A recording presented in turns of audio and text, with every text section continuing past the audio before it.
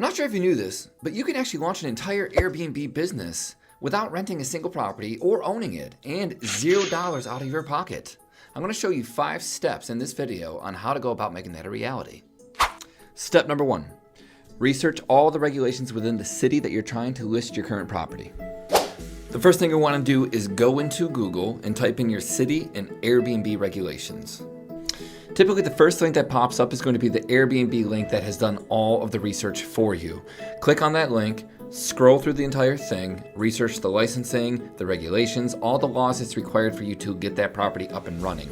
Within that, you're going to probably discover a lot of loopholes of what allows you to operate within that city. All right, step number 2.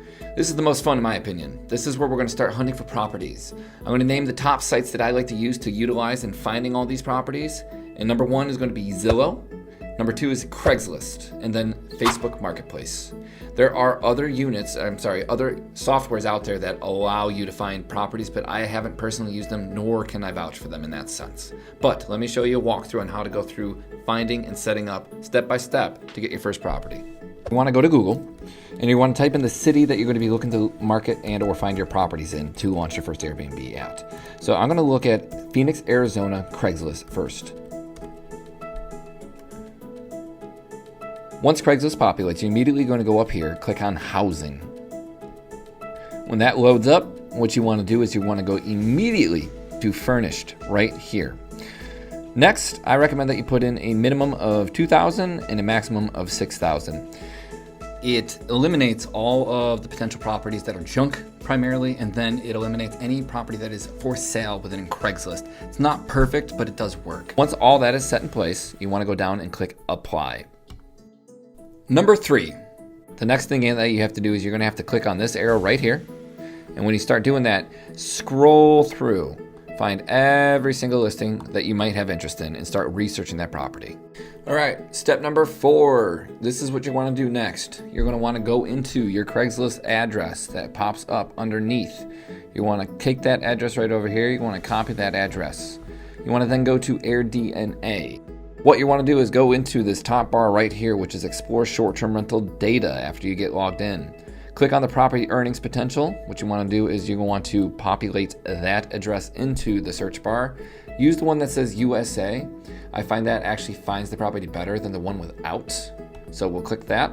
Once this populates, you want to go over here to the left and you want to address the differences of what's on here. So the previous property looked at right now is a 3-bedroom, 2-bath house. And I know for a fact that if you have a 3-bedroom house, you can sleep up to 8 people, not 6. Because typically there's a couch and or you can put an air mattress within the unit. So 3-bed, 2-bath, 8 guests. We want to click update. This is what we get.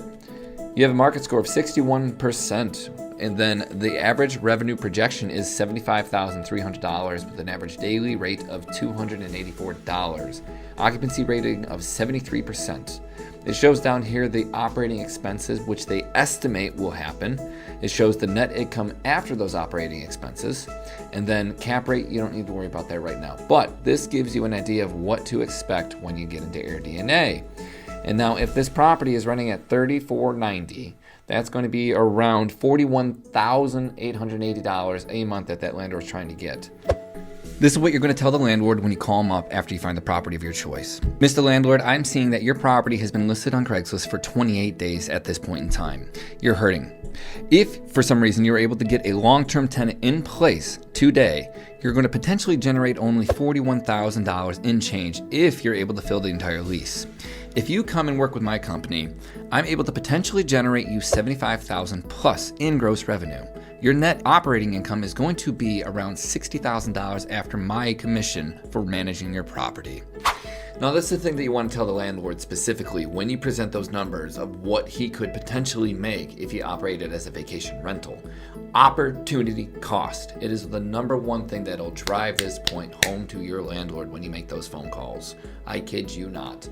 On an operating cost, if he has a potential of making $284 a day, and that property was listed for over 30 days to this point, multiply 284 by 30 days, and it comes up to $8,520 of opportunity that he missed out on.